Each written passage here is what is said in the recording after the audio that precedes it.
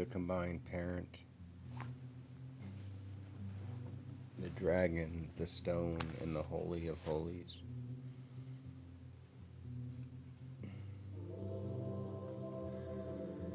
On the Ouroboros origin of sex, the fusion of opposites, and the sacred androgyny of creation. The two snakes are one snake.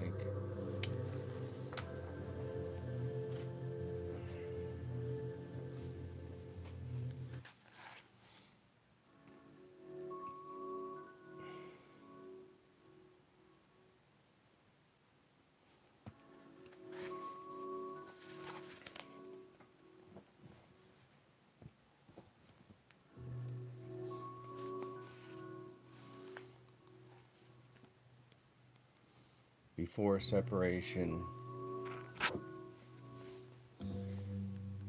separation, there is only the combined body, the dragon, the serpent swallowing itself. The Ouroboros is both phallus and vagina, the pole and the whole, the perfect circle of being. Vision of the copulating snakes is the revelation of total, the unity before division.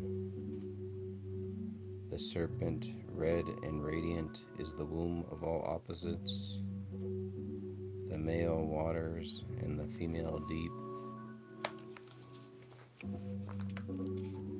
Creation begins with the castration of Leviathan.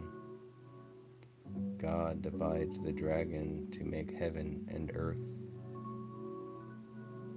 The male waters are lifted above, the female waters sink below, and the world is born between their severed bodies. The world is born between their severed bodies, but reunion, flood, deluge, apocalypse remains their destiny, for the divided shall join again. The Holy of Holies, the nuptial chamber of God, temple, ark, and the theophany of coitus. The sanctuary is a wedding bed. The Ark of the Covenant is the joined body of God, and the Matrona. The veil conceals the divine union, the cherubim entwined, the hidden cupola sanctified. The staves of the ark thrust forward beneath the veil become breasts or phalluses, the temple's erotic protrusion. The priests proclaim, "See, God loves his people as a man loves a woman.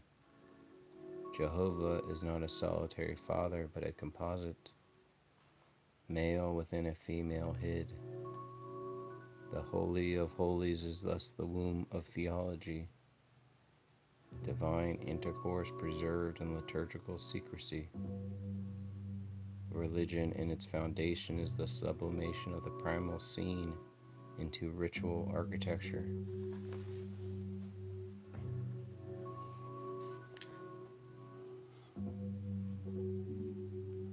The primal coitus, the parent, becomes one flesh, not juxtaposition but incorporation. The father's penis incorporated in the mother's breast within the father, each contains the other. In the infantile imagination, the parent fuses in intercourse, forms a single omnipotent body. The combined object is ambisexual, omnipotent, terrifying creator and destroyer. The child internalizes this combined body as the prototype of the unity and fear. The combined parent is the archetype of God, the psychic original of all totalities, all symbols of wholeness. The circle, the sphere, the mandala are shadows of this fusion. sacred stone of the dreamtime unites male and female genitals in one form. The stone is phallus and womb, tomb and temple. The body of God is mineralized. From the stone of foundation, God builds the world as the embryo grows from its navel. Around the stone, the world crystallizes concentrically, cosmos as placenta. Thus, architecture repeats anatomy. Every temple is a navel through which heaven feeds the earth. To touch the sacred stone is to recall the unity before separation, the mineral resurrection of the womb, built forms as incarnations of the combined body. The dolmen, the gate, the twin pillars with lintel all enact the union of male post and female span. The altar is both table and erection, communion of vertical and horizontal death and feast. The temple is the body of the combined parents petrified in stone. Architecture remembers sex more deeply than it remembers geometry. Each sacred building is an attempt to stabilize orgasm, to make eternity of the instant of fusion. The builder is a midwife of stone, delivering the eternal coitus of heaven and earth. The city itself is the extended body of the divine pair, the spatialization of intercourse.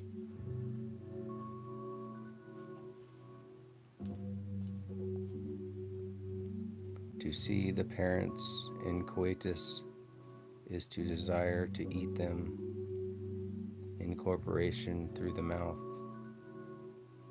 The primal scene regresses to the oral stage.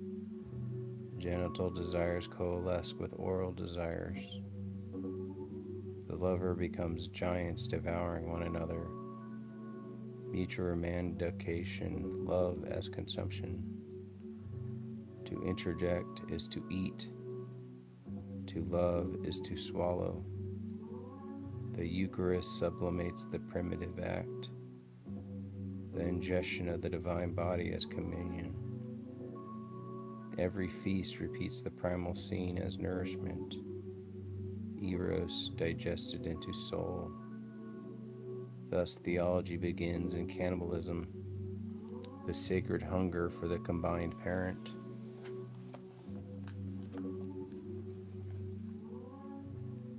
In the dream, the combined parent reappears as the mother,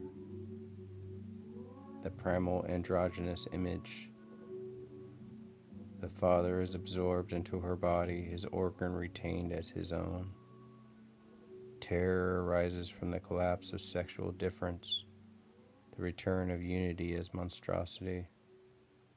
The old woman with a penis, the archetypal nightmare, is the goddess unmasked. Hamlet's riddle, father and mother is man and wife, and so my mother, reveals the psychic synthesis. The city, the temple, the mountain, all are her body, the rock of ages and the cleft of refuge. To be terrified by her is to fear the return to wholeness, to fear redemption as engulfment. Aphrodite, goddess of beauty, is born from a severed penis, femininity as the returned masculine. The woman is a penis, the phallus feminized, the eternal substitution of absence by form.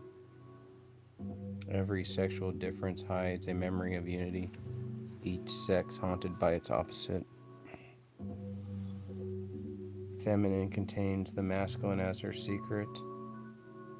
The masculine dreams the feminine as his completion. Creation itself is erotic inversion, generation through loss.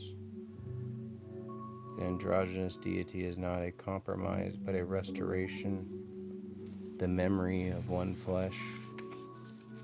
Thus, mother and child as one body is mother, with a penis, the eternal circuit closed again.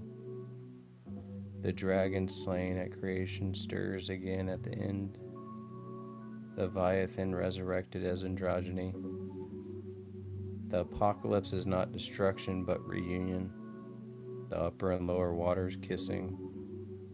The womb and the phallus dissolve into one rainbow serpent encircling heaven and earth. To know the secret of sex is to know the secret of the world's return.